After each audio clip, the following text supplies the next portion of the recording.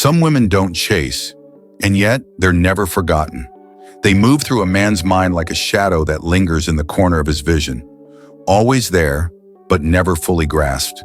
He tells himself he's in control, but every moment she is silent, every step she takes away from him feeds a hunger he cannot name. She is not cold. She is the moon, pulling at tides without touching the water. In Jung's language, she has met her shadow and wears it like silk. She is not afraid of her own darkness, and because of that, she doesn't need to prove her light. Men sense it, though they may not understand it, an invisible sovereignty that whispers to the deepest part of them. The part that remembers the mother, the mystery, the untouchable goddess of the unconscious. When she is near, his anima, the feminine soul within him, stirs. It projects itself onto her, coloring her with his desires, his wounds, his forgotten longings. He believes it's her he wants, but in truth, he's chasing a reflection of himself. And when she steps back, when her laughter fades into absence, the projection collapses. What remains is an ache, raw and unyielding, that drives him to search for her in every woman's face and never find her. Her silence is not a game. It is a mirror. In the absence of her voice, he hears the noise of his own need.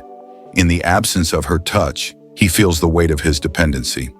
Jung knew, absence forces the psyche to confront what has been buried, and for a man unprepared to meet himself, she becomes an obsession. She is not an open book.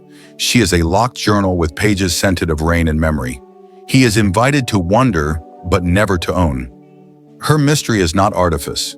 It is the truth that no human can be fully known.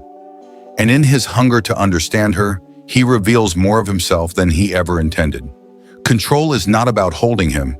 It is about holding herself. The Stoics knew that the only true possession is one's own mind. She embodies this. She does not bend to the tremors of his insecurity, nor does she trade her peace for his approval. And this unnerves him, for he is used to women who trade themselves for scraps of affection. With her, there is no bargain. There is only choice, and she can always walk away. This is not cruelty, it is individuation, the Jungian journey toward becoming whole. She knows that to collapse into his desire would be to abandon her own soul, so she remains rooted, like an ancient tree whose roots run deep into unseen soil.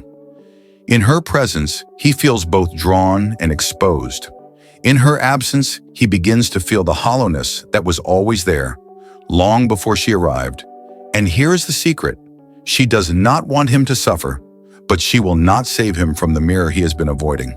Her absence is not punishment. It is the space where he might find himself, if he dares to look. For the woman who walks away in silence isn't weak. She simply sees more.